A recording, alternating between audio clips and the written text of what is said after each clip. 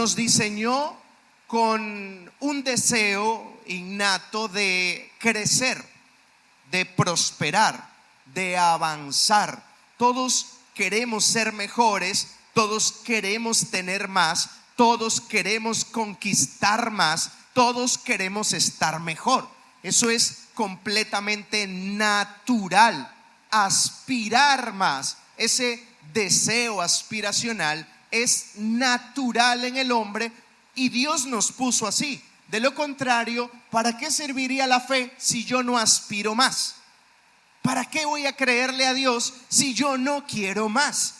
Entonces está el hombre marcado por un deseo de querer más, de aspirar más, y eso está muy bien. El problema está cuando el corazón del hombre se desvía de Dios y ese deseo aspiracional, esas ganas de conquistar se corrompen por causa de mi corazón desviado.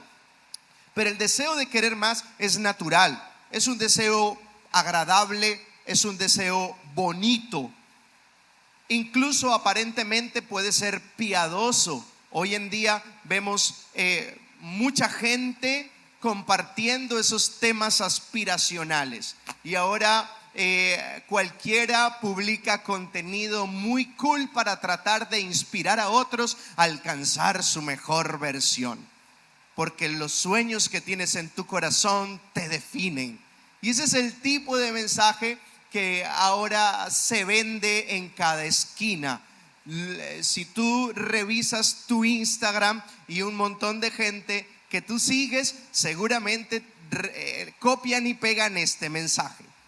Todos queremos inspirar a otros a que alcancen sus sueños, así como nosotros hemos alcanzado también los nuestros, y se ha vuelto tendencia.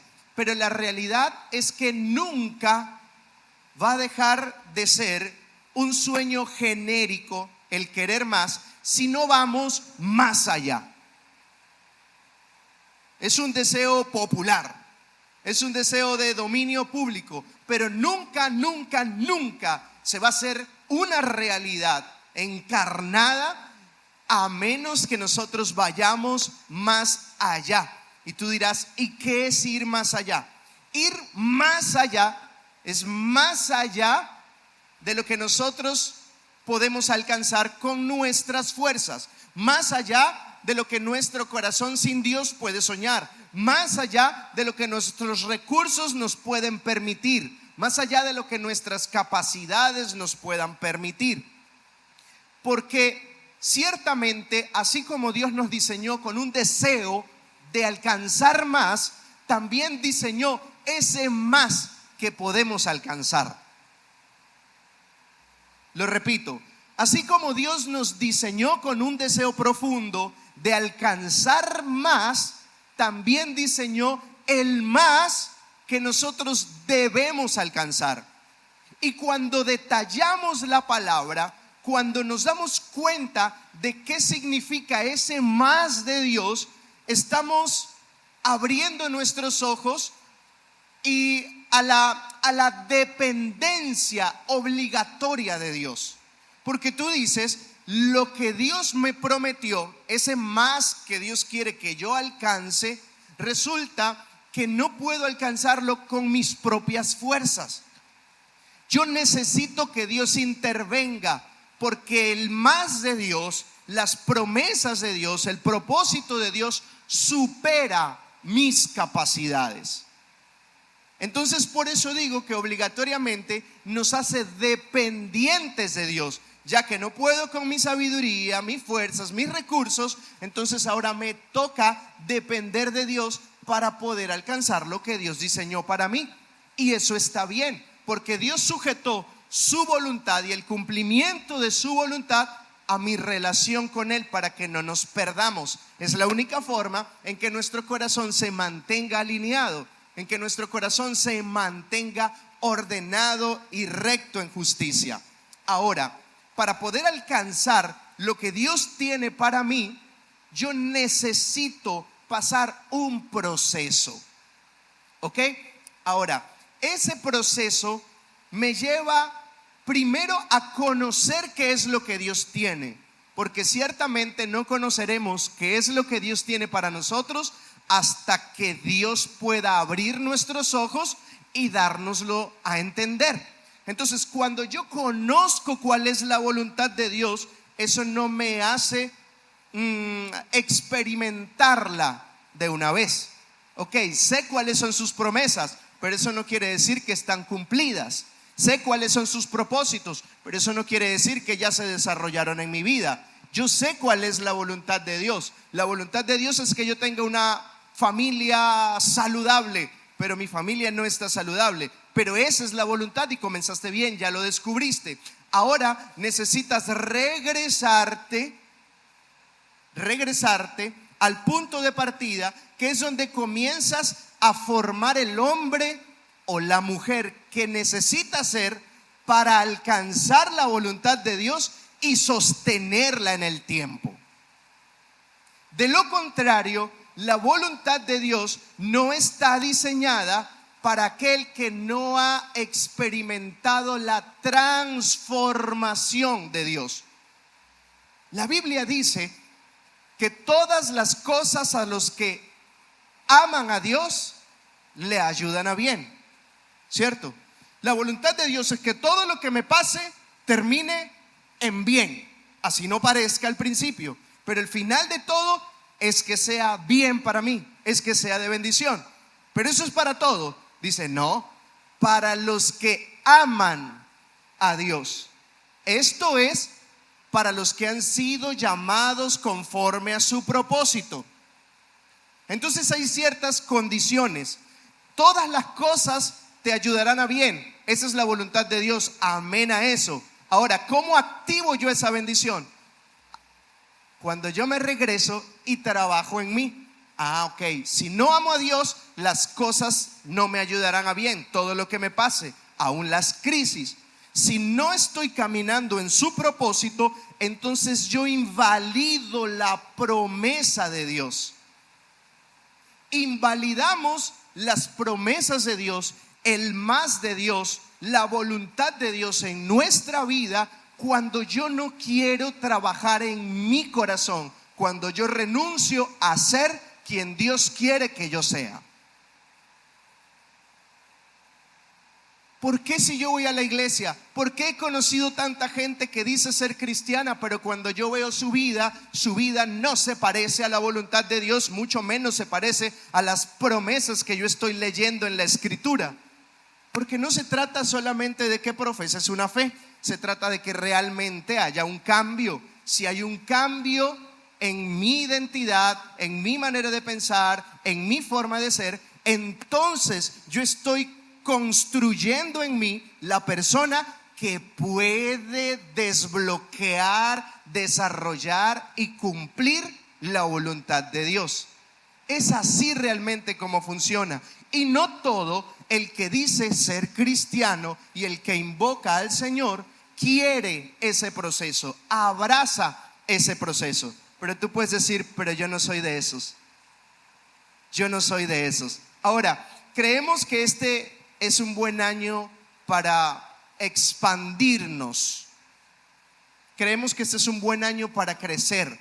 Creemos en esta casa que este es un buen año para conquistar, para ensancharnos, para extendernos hacia todas las direcciones.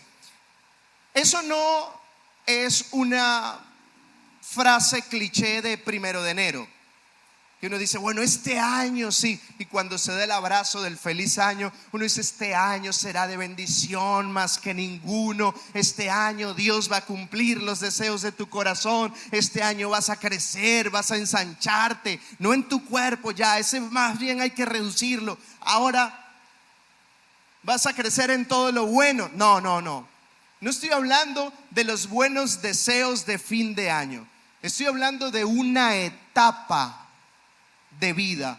Yo realmente no creo, porque no encuentro ningún respaldo bíblico, que el 1 de enero se activa, es como un switch, ¡pum!, donde se activaron nuevas promesas que caducan el 31 de diciembre. No considero que sea así. No es lo que la Biblia me enseña. No es lo que yo he visto en Dios. En Dios la vida del hombre va por etapas. Puede o no comenzar un 1 de enero, una nueva etapa para tu vida.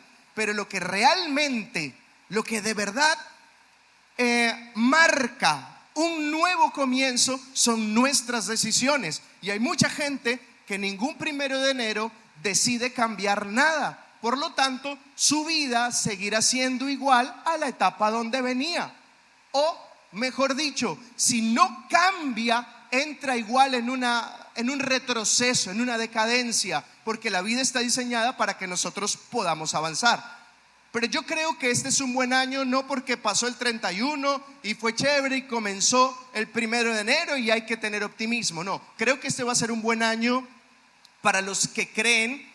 Creo que va a ser un año para expandirnos, para ensancharnos, para extendernos, para crecer, como quieras decirlo.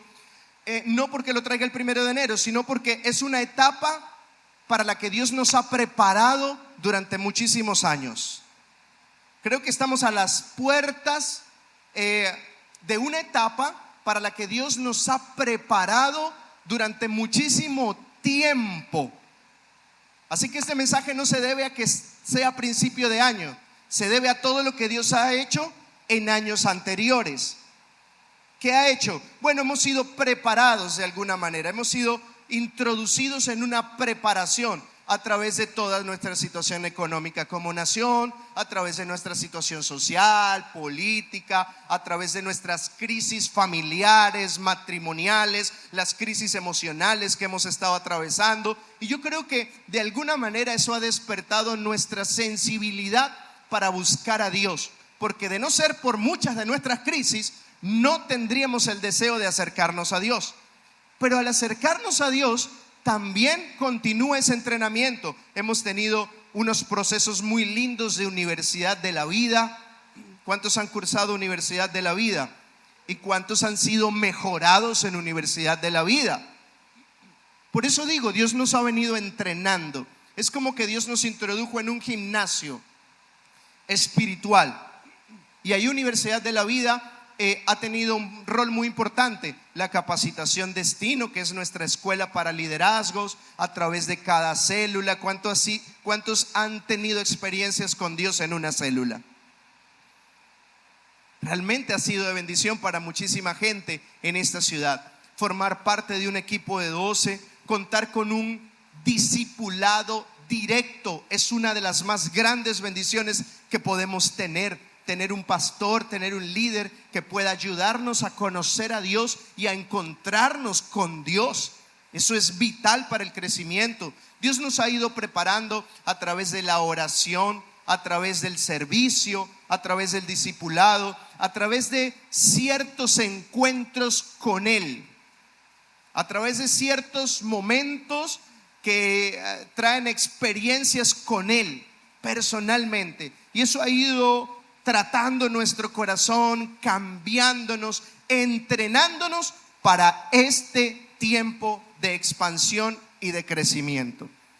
No podríamos apuntar al más de Dios, a la expansión de Dios, a menos que los procesos hayan comenzado en nosotros. Y Dios ha comenzado esos procesos. ¿Cuántos han sentido que Dios los ha procesado?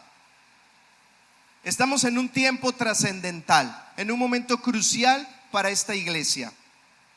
Y si hay alguna palabra para definir este tiempo, para nombrar este tiempo, yo podría llamarlo así: un tiempo de expansión. Y quiero que leamos Isaías capítulo 54, versículo 1, dice lo siguiente: regocíjate, oh estéril, la que no daba a luz. Levanta canción y da voces de júbilo, la que nunca estuvo de parto, porque más son los hijos de la desamparada que los de la casada, ha dicho Jehová. Ensancha el sitio de tu tienda y las cortinas de tus habitaciones sean extendidas, no seas escasa. Alarga tus cuerdas y refuerza tus estacas, porque te extenderás. Escucha bien, porque te extenderás a la mano derecha y a la mano izquierda, y tu descendencia heredará naciones y habitará las ciudades asoladas. Versículo 4: no temas, pues no serás confundida, y no te avergüences, porque no serás afrentada, sino que te olvidarás de la vergüenza de tu juventud, y de la afrenta de tu viudez no tendrás más memoria, porque tu marido es tu hacedor, Jehová de los ejércitos es su nombre, y tu redentor, el Santo de Israel. Dios de toda la tierra será llamado, porque como a mujer abandonada y triste de espíritu te llamó Jehová, pero como a la esposa de la juventud que es repudiada, dijo el Dios tuyo: por un breve momento te abandoné, pero te recogeré con grandes misericordias. Con un poco de ira escondí mi rostro de ti por un momento, pero con misericordia eterna tendré compasión de ti, dijo Jehová tu Redentor. Ese es el corazón de Dios para esta iglesia. Ese es el corazón de Dios para ti. El corazón de Dios no está reflejado en las crisis que hoy estás atravesando. El corazón de Dios está reflejado en las promesas que Dios te da en medio de las crisis que te forman. Y esta es una promesa para ti. No importa si te has sentido desolada, abandonada, como si la ira de Dios hubiese venido sobre ti y de repente Dios escondió su rostro. No importa si hemos sido quizá la vergüenza de otros, de otras naciones, de otras ciudades, de otras personas. No importa qué tan escaso haya sido. Dios dice: con misericordia eterna yo te alcancé nuevamente.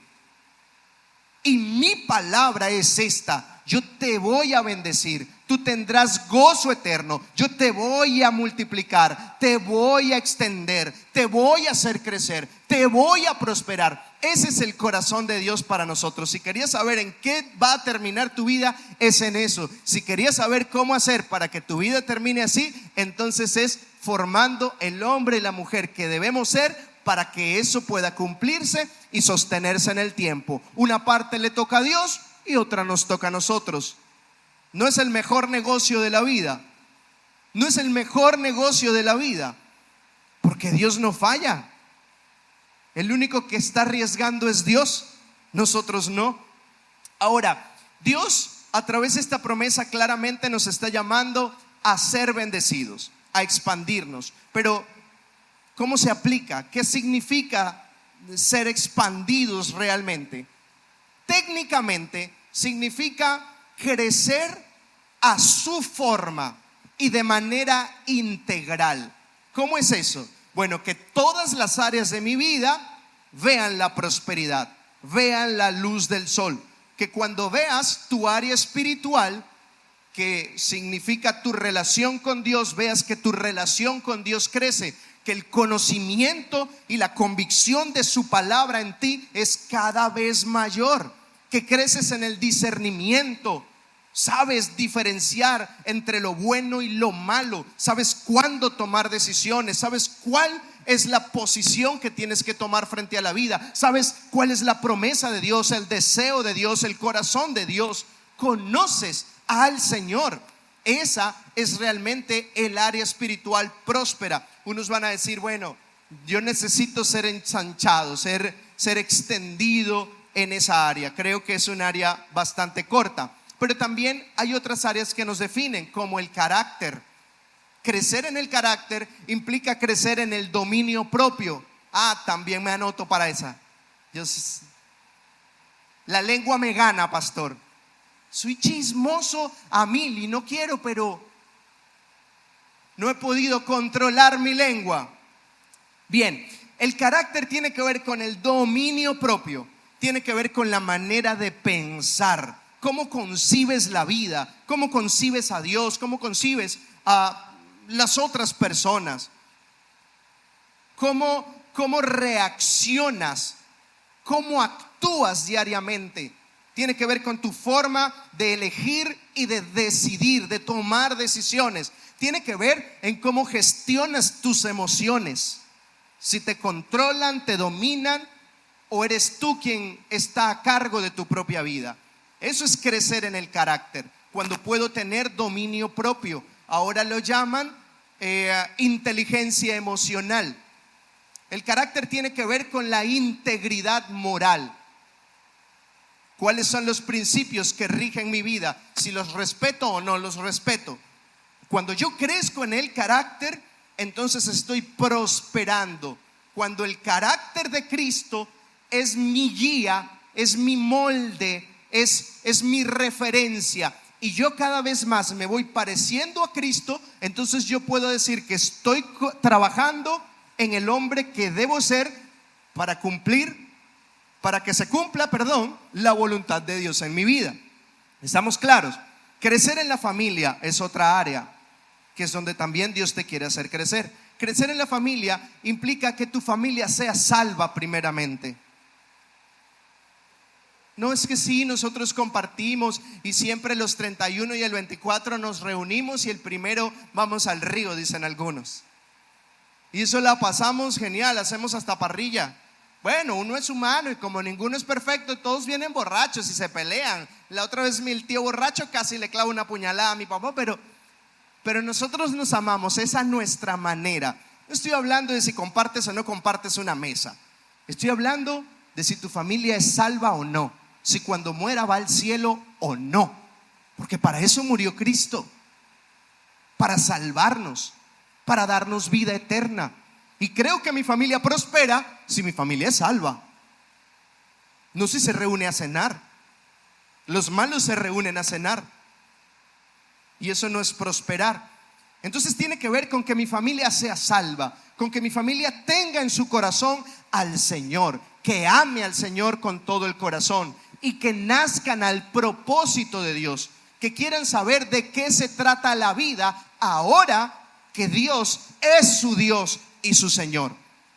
Prosperar en la familia tiene que ver con tener un matrimonio saludable, con gozar de buena relación con nuestros hijos, con caminar en el propósito de Dios como hogar, como familia. Eso es prosperar en la familia. Prosperar en la economía. ¿Cuántos quieren también prosperar en la economía? Y ya lo hemos hablado antes. Prosperar en la economía tiene que ver con hacer tesoros en el cielo. A veces creemos que prosperar en la economía es tener bastante dinero, pero cuando vemos la escritura nos damos cuenta que ese no es el concepto de prosperidad que Dios tiene. Entonces, ¿qué es prosperar en la economía si no es tener bastante plata?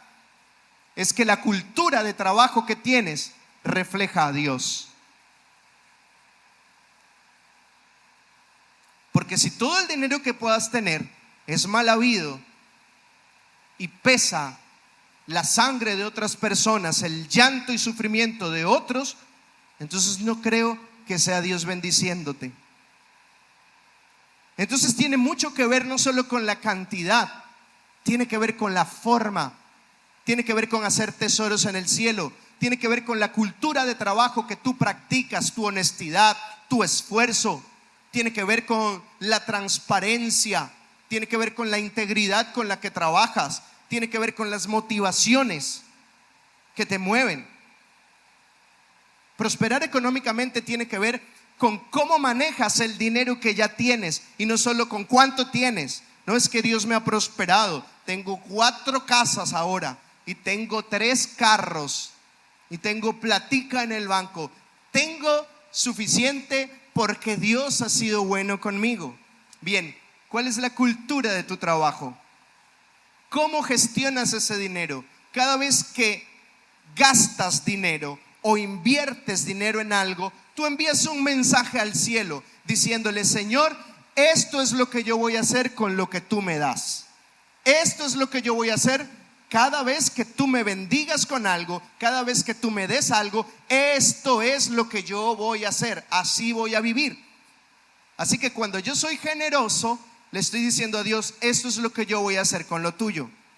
Cada vez que tú das una ofrenda en este lugar, cada vez que tú ayudas al necesitado, cada vez que tú participas de los proyectos de Dios, cada vez que tú mejoras la calidad de vida de tu familia, de los que tienes a tu alrededor. Tú estás enviando un mensaje al cielo y le estás diciendo: para esto es que yo estoy pidiendo más dinero, para esto es que yo estoy trabajando por más dinero, yo quiero más para esto específicamente. Entonces eso tiene que ver con la forma en que manejas tus recursos y no solamente con cuánto tienes. La prosperidad económica tiene que ver con los proyectos económicos que estás ejecutando y que estén alineados con el propósito de Dios. Porque si tu ingreso viene por cosas que alejan a la gente de Dios, e incluso a ti te aleja de Dios, entonces déjame decirte que tu dinero no le importa a Dios. ¿Recuerdan la historia del joven rico? ¿Qué hizo Jesús? Jesús, dice la escritura, no tenía ni dónde recostar su cabeza. Y viene un joven rico, se le postra a los pies: maestro, ¿qué tengo que hacer para heredar la vida eterna? Y él le dice: los mandamientos, ¿sabes? Sí, los he guardado desde que soy un niño. Ok, solo una cosa te falta. ¿Qué me falta, Señor? Y Jesús le dice: anda y vende todo lo que tienes y dalo a los pobres. Todo lo que tienes tal vez no ha dado el mensaje correcto cuando lo usas. Y yo quiero que tu corazón cambie. Quiero que prosperes. La intención de Jesús no era arruinarlo. La intención de Jesús no era dejarlo en bancarrota. La intención de Jesús no era quitarle lo que él se había ganado con su sudor y con tanto esfuerzo.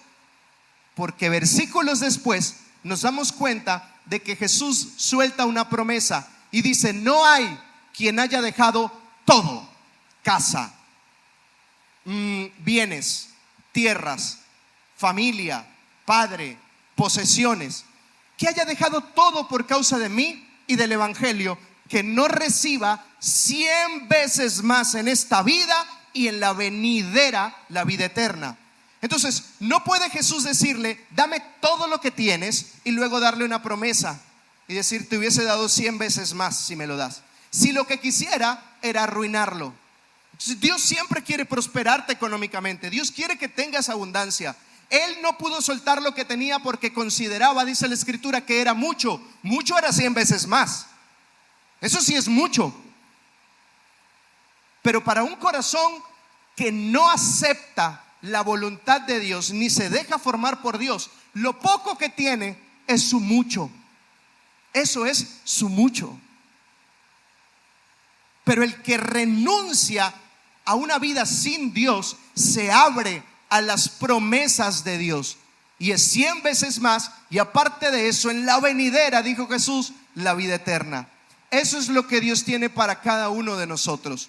El tema es que nuestros proyectos económicos a veces no están alineados a la voluntad de Dios. Los proyectos del joven rico no estaban alineados a la voluntad de Dios, porque Jesús le dijo: vende todo lo que tienes, y luego le dio un proyecto y le dice: sígueme.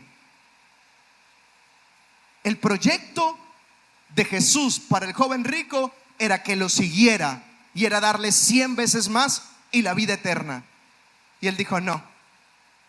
Se devolvió triste porque tenía muchas posesiones, muchas según él.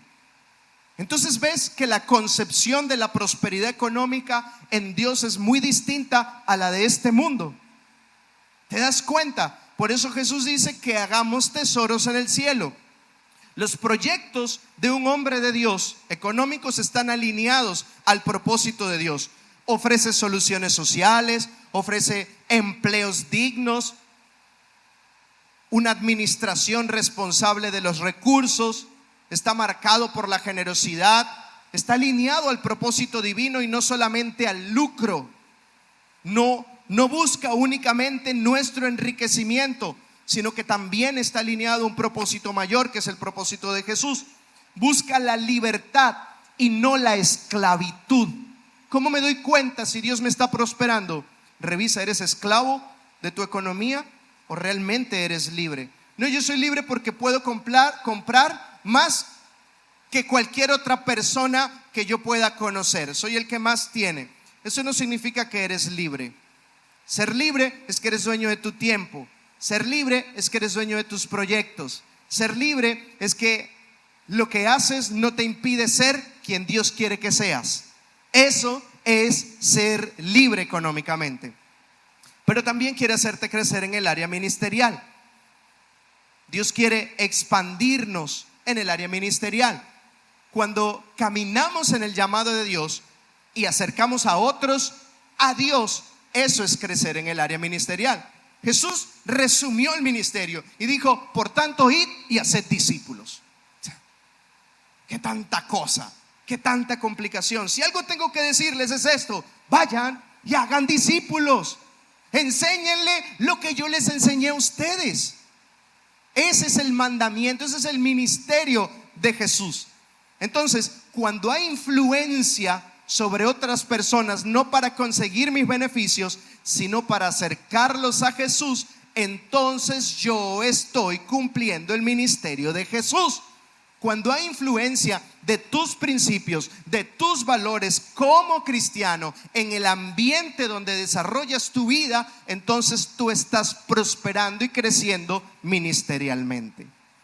Entonces, ¿cuántos quieren realmente expandirse en todas estas áreas?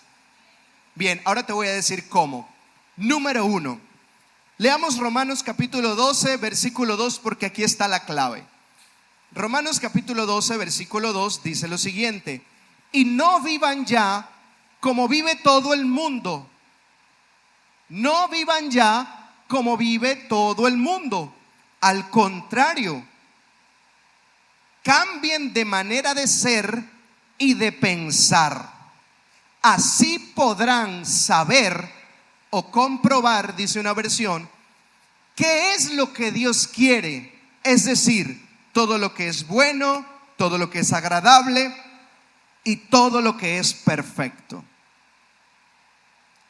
Esto está increíble. Ya no vivan como todo el mundo. Cambien la manera de ser y de pensar para que comprueben cuál es la voluntad de Dios, que es buena, agradable y perfecta. Entonces, la etapa número 1 de ese proceso de construcción de la persona que debo ser para llegar a donde debo llegar, yo le he titulado rompimiento. ¿Cómo se llama la primera etapa? El rompimiento. Es doloroso, pero está fundamentado en este versículo, cuando Dios dice: no vivan como todo el mundo, no se amolden a este mundo. Implica aceptar que debo cambiar. Cuando Dios te dice: no seas como todo el mundo, no seas como todo el mundo, implica que tú tienes que ser diferente, y para que yo sea diferente debo aceptar que debo cambiar. Si yo no estoy consciente de que debo cambiar, no voy a comenzar. Puedo derramar un mar de lágrimas para que se cumpla lo que Dios me prometió, pero si yo no comienzo a construir la persona que debo ser, nunca voy a ver la voluntad de Dios cumplirse en mi vida. Puedes orar, puedes servir, puedes llamar a quien tú quieras, puedes escuchar los mensajes que sea, puedes congregarte donde quieras, pero si tú no trabajas en tu propio cambio, en tu propia construcción, si no rompes los compromisos con el mundo, si no rompes lo que te desvía de Dios, no puede haber un proceso de formación. No se va a cumplir la voluntad de Dios. Yo sé que muchas veces hemos ligado nuestro corazón a esa frase de que si Dios dijo, Dios lo hará, porque Dios no es hombre para mentir. Y eso está muy bien, pero eso tiene un contexto, está encapsulado en una verdad.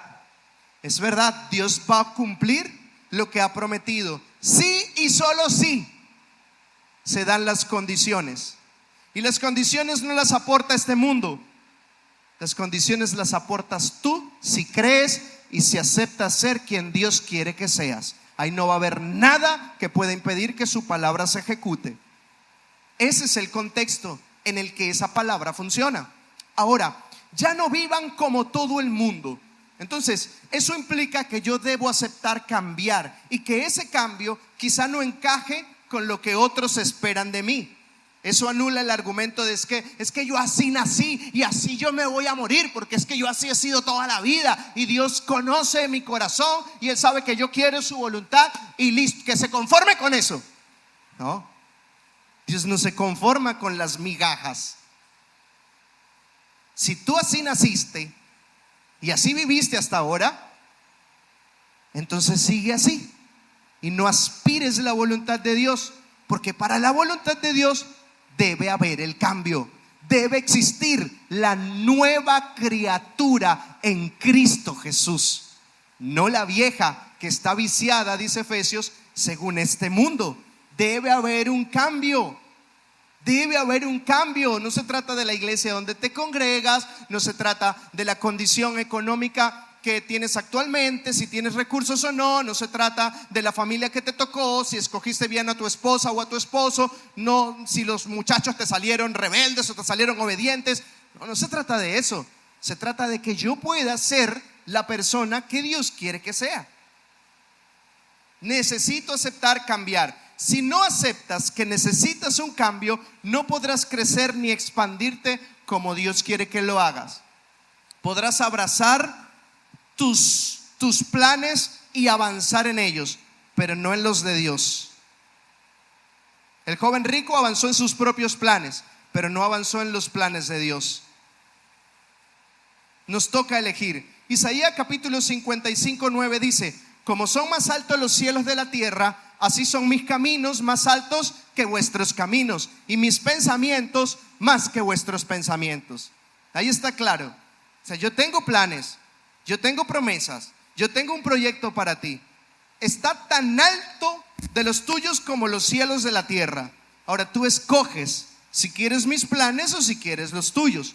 Y aceptar cambiar es una postura humilde, iglesia, irresponsable, y eso Dios lo honra.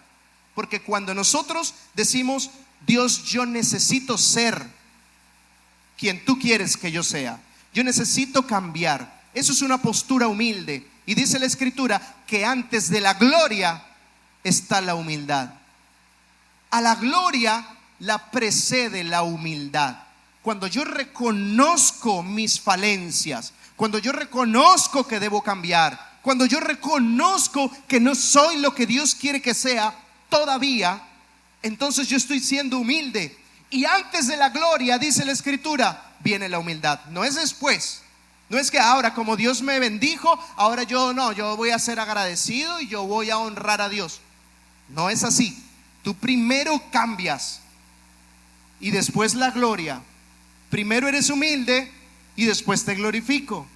Ese es el orden de Dios. Entonces, la primera etapa es la etapa del rompimiento, donde acepto cambiar. La segunda etapa, la segunda etapa la he llamado la arquitectura. Bien, exactamente qué es lo que debo cambiar. Listo, está bien, quiero cambiar, Señor, Dios mío, cámbiame.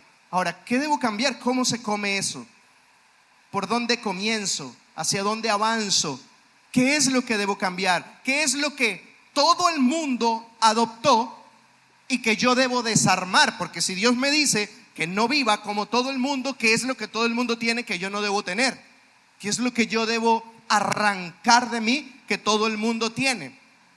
Dice el mismo versículo de Romanos capítulo 12 verso 2: cambien su manera de ser y de pensar. Ahí es donde está el trabajo que debemos hacer. No es que Dios dice: yo te voy a cambiar toda tu manera de pensar, yo voy a cambiar toda tu manera de ser. Si antes tú ibas desenfrenado hacia la amargura y a la soledad, resulta que ahora yo te voy a transformar. Vas a entrar como en un trance donde todo es alegría y armonía y paz mundial. Y de repente caminas como en una nube porque tienes a Cristo y yo te cambié y ya estás listo. No es así. nuestro cambio no es responsabilidad solo de Dios, porque si no, no dijera cambien su manera de pensar. Dice, acuéstense a dormir, que yo los cambio. Cambia tú tu manera de pensar y proceder, tu manera de ser. Esa frase, cambia tu manera de ser, tiene que ver con cambiar tu identidad. El apóstol Pedro hablaba de una identidad celestial, de una identidad que no era natural meramente, sino que era una identidad celestial. El nuevo hombre, dijo el apóstol Pablo, está vestido de la voluntad de Dios, de las virtudes de Dios. Entonces hay una nueva identidad en la que yo debo trabajar comprometidamente para poder ver la bendición de Dios, para que Dios pueda expandirme como lo ha prometido. Eso implica intencionalidad. No es un accidente, no es la suerte me tocó porque me gusta mucho la iglesia donde me congrego y ahí soy otra persona. No, puede que te sientas distinto dependiendo de donde te congregas, pero eso no te hace distinto. Lo que te hace distinto son tus compromisos para cambiar, tus compromisos para transformarte. Dios demanda un cambio mental y un cambio conductual. Si yo me sigo comportando de la misma manera, esperando que algún día me pare diferente y actúe distinto, entonces eso nunca va a pasar, porque Dios está diciendo claramente, cambia tu manera de ser, cambia tu manera de comportarte, cambia tu manera de pensar, cambia tu identidad. Eso no se logra con un arrebato emocional y porque tuve una reunión llena de fuego en la iglesia y Dios me cambió y ahora yo soy distinto. Eso lo vas a saber cuando enfrentes la tentación, si eres realmente distinto o no, cuando te toque decidir, cuando te toque pensar, cuando te toque reaccionar, cuando te toque hablar. Ahí es donde vas a saber si el cambio se dio o no se dio.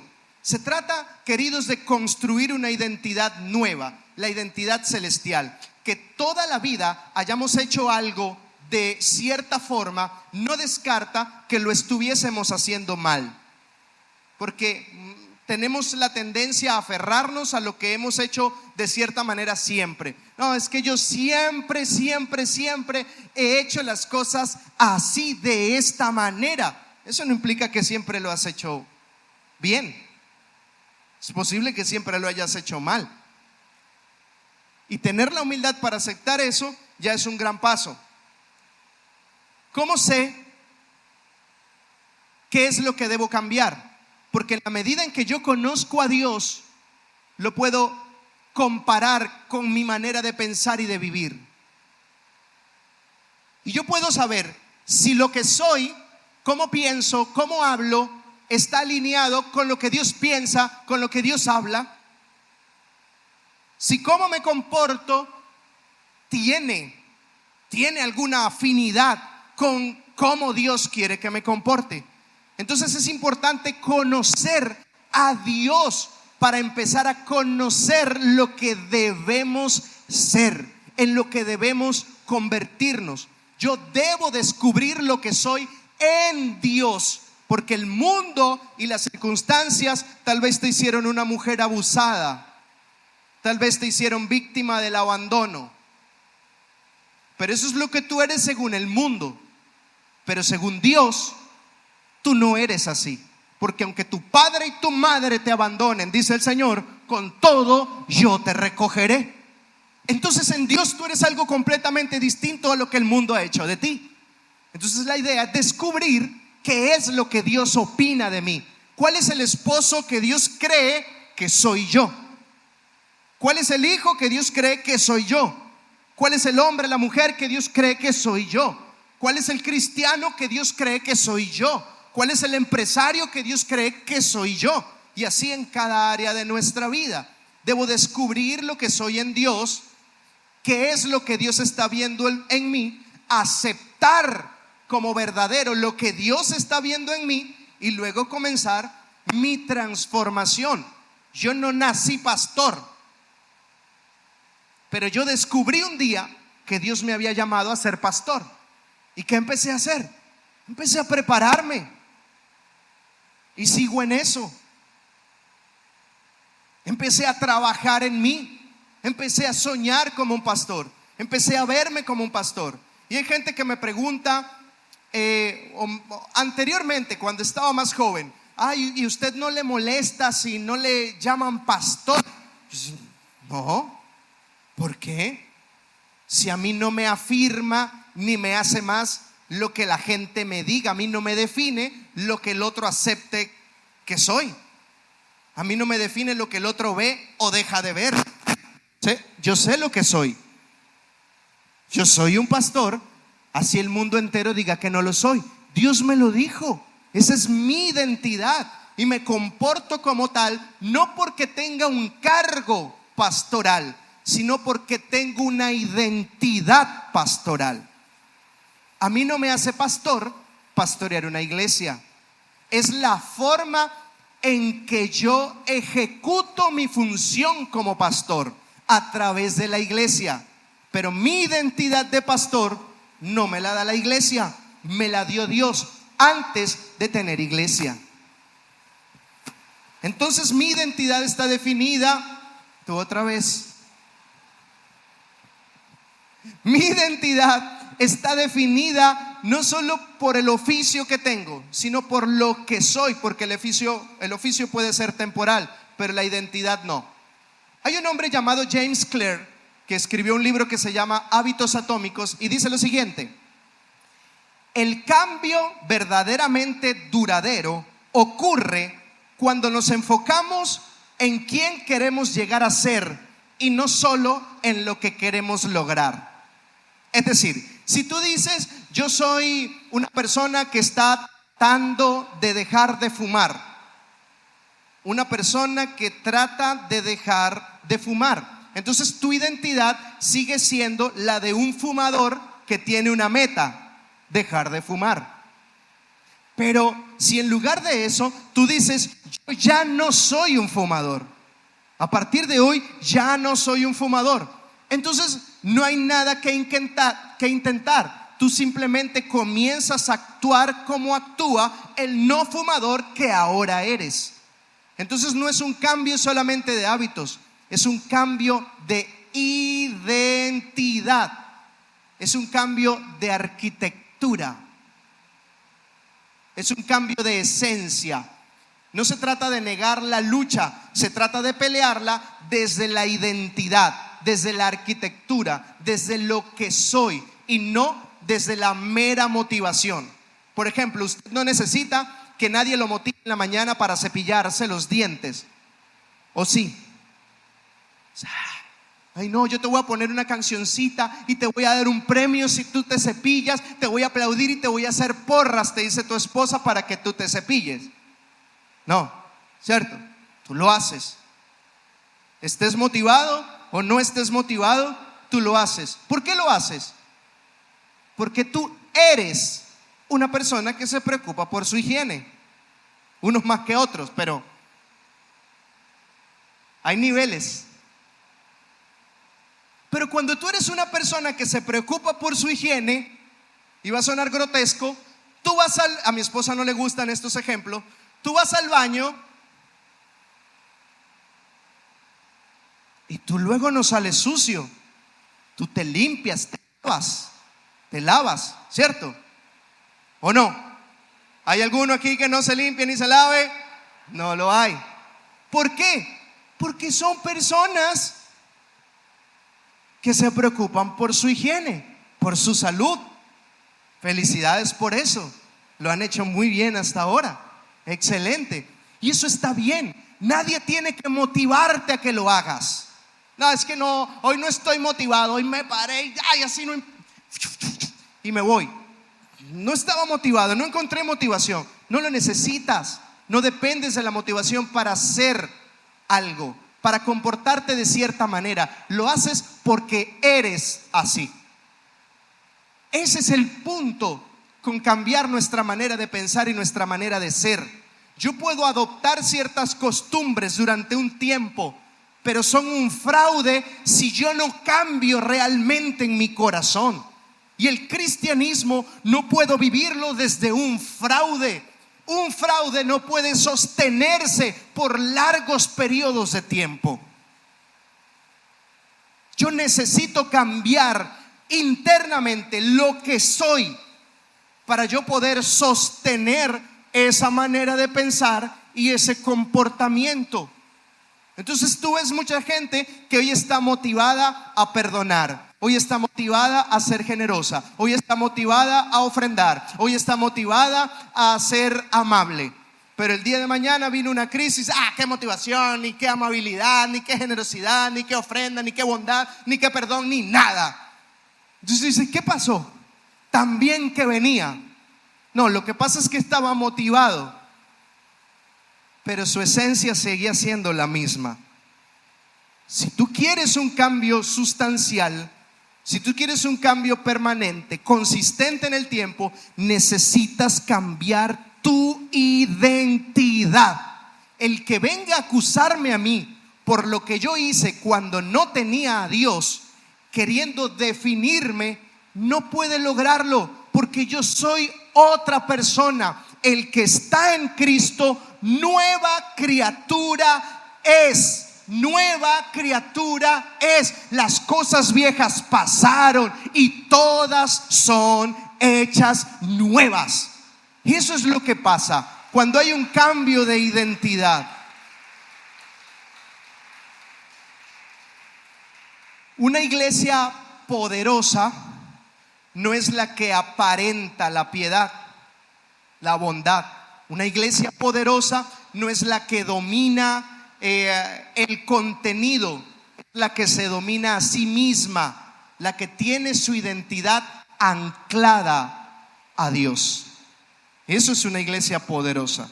Una iglesia poderosa no es la que se aprende 4 versículos, se ve cool en las fotografías de la iglesia y hacen contenido cristiano sugerido por ChatGPT. Eso no es una iglesia poderosa. Una iglesia poderosa es la que se controla, tiene dominio propio y se expande. Una iglesia poderosa se domina a sí misma, tiene hábitos espirituales, libra batallas reales con sus tentaciones, tiene una vida de oración real, no utópica. Tiene una vida y un corazón perdonador, aunque le duela. Se arrepiente, aunque le duela. Debilita su carne, separándose de la tentación. Obedece al Señor sin importar el precio. Eso es una iglesia poderosa. Tiene dolores reales, pero también tiene resultados reales, porque vive un evangelio real. Y la tercera fase, entonces la primera tiene que ver con el rompimiento. La segunda, la arquitectura, mi propia construcción. Y la tercera fase es la comprobación. Y esto es donde viene la cuota de participación más alta del Señor, por lo menos visiblemente. Porque dice, si leemos nuevamente el versículo, ya no vivan como viven todos, no piensen como piensan todos, ya no sean como todos en el mundo. Dice, sino que cambien su manera de ser y de pensar. La arquitectura. Dice, ¿para qué? Así podrán comprobar, así podrán experimentar cuál es la voluntad de Dios, qué es lo que Dios quiere, que es bueno, que es agradable y que es perfecto. La comprobación tiene que ver con experimentar la voluntad de Dios y no solo conocerla. Conocer la voluntad de Dios no es tan complicado. El tema es en quién se cumple. El tema es si puedo experimentarla. Entonces Dios dice, ¿quieres comprobarla? ¿Quieres experimentar mi buena voluntad agradable y perfecta? Cambia tu manera de ser y de pensar, la arquitectura, y rompe tus compromisos con el mundo. No te amoldes a este mundo. Esas son las condiciones. Yo me comprometo en que puedas comprobar la voluntad de Dios. Y esto es una afirmación de Dios. podemos tomarla como una promesa de Dios sobre los resultados de haber cambiado. La comprobación se trata de un asunto netamente experimental, no teórico. Esa es la manera en que podremos expandirnos. Comprobar la voluntad de Dios es que se cumplan sus promesas en mi vida. Todos queremos eso. Todos queremos un mejor país. Todos queremos una mejor ciudad. Todos queremos una mejor familia. Todos queremos ser mejores personas. Todos queremos mejores resultados. Y eso está muy bien. Pero hay una cosa entre lo que tú deseas sin Dios, una gran diferencia abismal entre lo que tú deseas sin Dios y lo que Dios desea para ti. Lo que Dios desea para ti es 100 veces mejor, es 100 veces más. Lo que Dios desea para ti está ligado a tu eternidad. Lo que Dios desea para ti trasciende a tus hijos, a tus generaciones. La voluntad de Dios es incomparable con la voluntad nuestra. Está tan lejos de la nuestra como están los cielos de la tierra. El tema es que necesitamos asumir nuestra posición, decir: yo necesito cambiar. Yo necesito cambiar. No es el mundo, no es el país, no es la situación social, no es la situación económica, no es la situación política, porque muchos irresponsables le echamos la culpa a todo lo que pasa afuera por nuestras desgracias, y todos son culpables menos nosotros, y eso no es de Dios. En Dios prima la humildad y la responsabilidad. Reconocer que si la amargura está en mi corazón no es por lo que me pasa, es porque yo no he querido cambiar. Es que si la falta de perdón está en mi corazón, no es porque otros me traicionaron y me hirieron. No, es porque yo no he querido aceptar el perdón de Dios como mi forma de vida. Es porque yo no he querido formar a Cristo en mí. Y hasta que yo no haga eso, no podré experimentar la voluntad de Dios. Tú puedes venir aquí, tú podrías venir aquí y podría hacer una lista de las promesas de Dios y gritarlas para que te emociones. Pero eso no va a hacer que permanezcas. Tendríamos este lugar lleno 10 veces más de lo que lo tenemos ahora, todos los domingos, porque a todo el mundo le gusta escuchar las promesas de Dios. Por eso es que les gusta la brujería. Por eso es que les gusta que les lean la carta y el tabaco y que le lean todo menos la Biblia. Porque todo el mundo quiere masticada la comida. ¿Qué es lo que me depara el futuro? ¿Qué es lo que viene para mí? Dime todo lo bueno que voy a recibir. Eso les encanta a todo el mundo. Y Dios no niega lo que tiene para nosotros. Él no lo oculta. Dice: yo quiero bendecirte, yo quiero prosperarte, yo quiero ensancharte. Es más, este es el tiempo para hacerte crecer. Ese es mi deseo y ese es mi plan. Pero esta es la condición: que trabajes en ti, que cambies tu manera de pensar y tu forma de ser. Eso no es negociable. Si hay humildad para cambiar, entonces yo garantizo la gloria de haber cambiado. Porque a la gloria, dice la Escritura, la precede la humildad. Antes de la gloria está la humildad. Iglesia, no tienes que ser mejor que los demás. Tienes que ser bueno aprendiendo. No, es que la suerte favorece a los que son mejores, como tienen talentos, como tienen virtudes, como tienen capacidades, como tienen recursos. Entonces la suerte le favorece a esa gente que nació como enmantillado. ¿De dónde sacaste eso? ¿Dónde lo aprendiste? Porque eso no es lo que dice la Escritura. Lo vil y lo menospreciado del mundo Dios levanta para avergonzar lo sabio y lo fuerte. Más son los hijos de la desamparada, de la desolada, que la de la casada. Porque en lugar, dice la Escritura, de vuestra vergüenza tendréis doble honra en tu tierra. Doble honra en tu tierra. Entonces, ¿Dónde está eso? Que los más privilegiados son los que están destinados a ser bendecidos.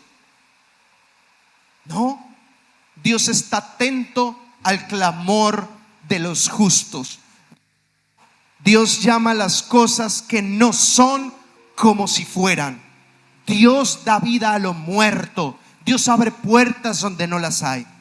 Dejemos de creer eso, porque no es con tus fuerzas, no es con tus recursos que vas a hacer cumplir la voluntad de Dios, que la expansión, que la prosperidad, que la bendición viene. No, es simplemente porque yo decidí ser el hombre o la mujer que Dios quiere que seamos. La voluntad de Dios, la bendición de Dios me va a perseguir y me va a alcanzar, como dice Deuteronomio, como dice el Salmo 23, el bien y la misericordia me seguirán todos los días de mi vida, y en tu casa, Señor, moraré por largos días. Y esa es la voluntad de Dios para ti.